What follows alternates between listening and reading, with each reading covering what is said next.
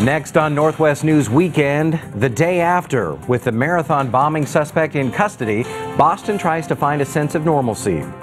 Plus, a Northwest man with ties to the suspect's family speaks out what he thinks is behind the deadly attack. And runners around the region head out to their weekend races, many running in honor of the bombing victims. Thanks for joining us. I'm Stephen Kilbreath, and your news starts now. This is NWCN, Northwest News and weather 24 hours a day. Now, Northwest News Weekend.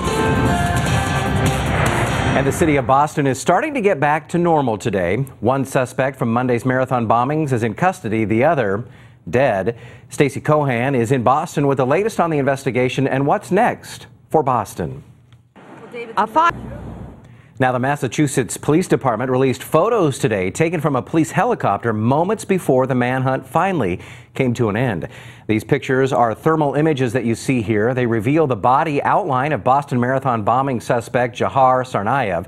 He can be seen lying in the hull of a boat where he was first discovered by the boat's owner.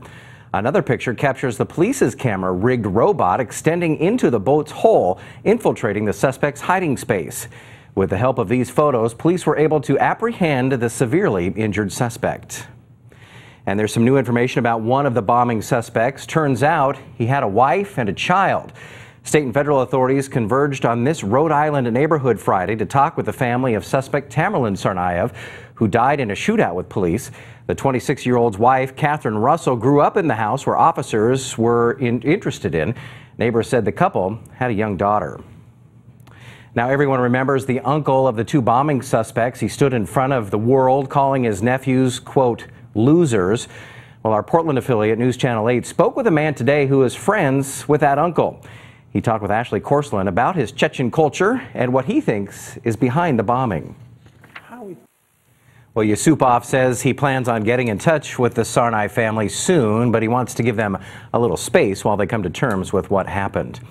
In Spokane, runners who actually ran in Monday's marathon shared their thoughts on yesterday's manhunt. Many were glued to the TV as the drama unfolded thousands of miles away. Most people said they were relieved the entire ordeal was over, but are hoping investigators can figure out why it happened. I want them to be interrogated. I want to understand what they were doing, why they were doing it. Sort of wish we had the old style of justice. One runner even said watching the arrest felt like the end of a marathon. She was emotionally spent but euphoric when police got the suspect. And as we showed you a bit earlier, it was an emotional day at Boston's Fenway Park as the Red Sox played their first home game since the bombings.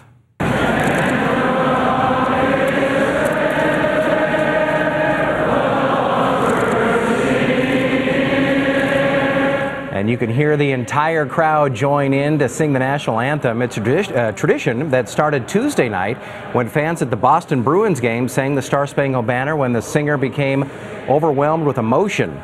And then, as typically happens in the middle of the 8th inning at Fenway Park, the fans sing along to Sweet Caroline. And this day, they had a special guest.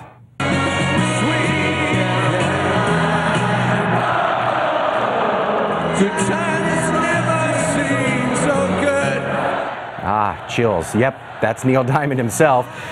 By the way, the Red Sox ended up beating the Kansas City Royals 4-3 in that game. Now, security is going to be tight at tomorrow's London Marathon. There will be a heavier police presence, an increase of 40% over last year. They're also adding more search dogs. Officers have been in contact with Boston police and the FBI, but they have no reason to believe that anyone is in danger. Now, be sure to stay with NWCN for continuing coverage of the Boston Marathon bombings. We also have more information on our website at NWCN.com. Coming up, a neighborhood on edge after a woman is raped and robbed in her own home. How you can help catch the attacker. And Lisa Van Cise will be back in a few minutes with a look at your complete forecast. You're watching Northwest News Weekend.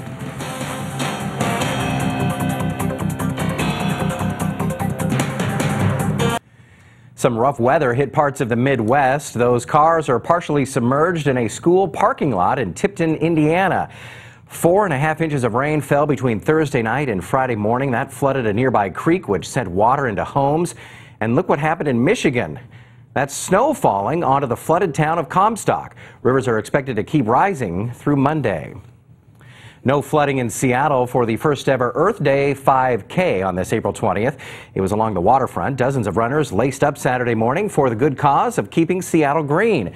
A moment of silence was also held to remember the victims of the Boston Marathon bombings. Now, weather.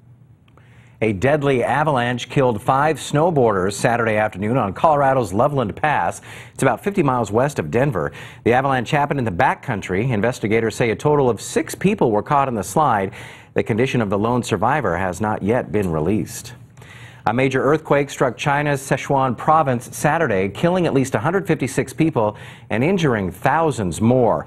The magnitude 6.6 quake toppled buildings and sent people into the streets.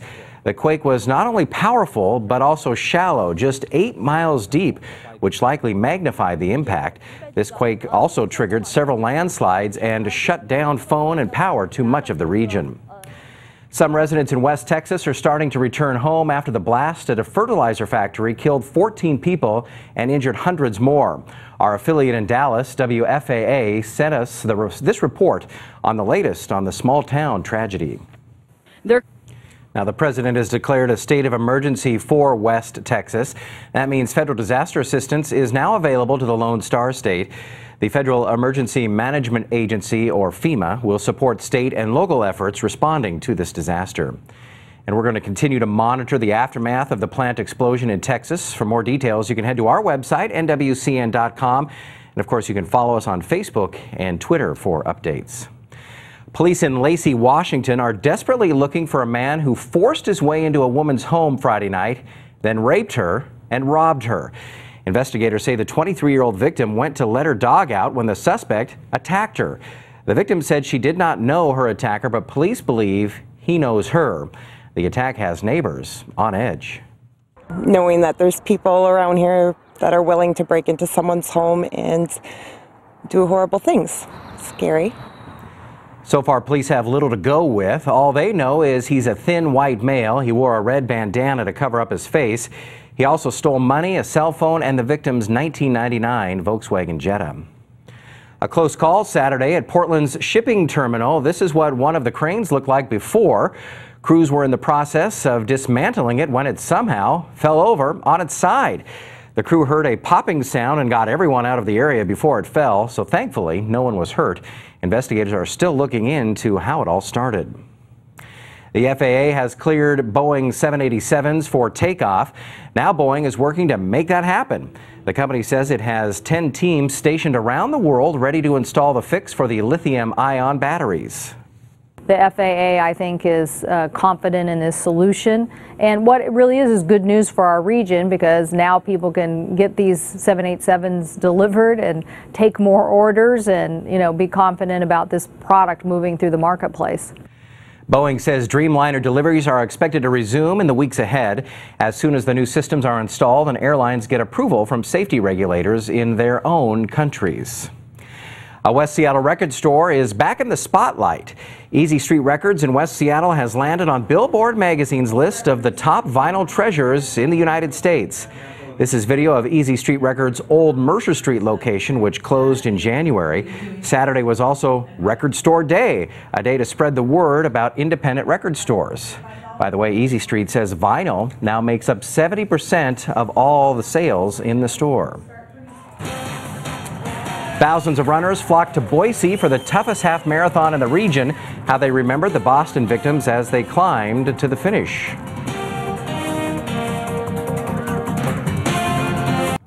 Welcome back. More than 1,300 runners gathered in Wenatchee, Washington Saturday morning for the city's annual marathon. It's a qualifier for the Boston Marathon, and after what happened there this week, organizers beefed up security to make runners feel more secure. They changed the starting line, set up to keep spectators farther away, and increased the police presence. Before the race, runners held a moment of silence for the victims in Boston. It's not ignoring what happened, but it's also celebrating the strength of the human spirit, and we've seen nothing but strength and support here. Money raised at Saturday's race goes to benefit cancer research. Now, Boise's race to the Roby Half Marathon is known as the toughest race in the Northwest. It's always a great time, but understandably, the mood was a little different this time around thanks to the tragedy in Boston. News Channel 7's Justin Core spoke with the runners at Saturday's race about how they're getting back on track. Certainly a different. You're watching NWCN. Keep it right here or log on to NWCN.com for more details.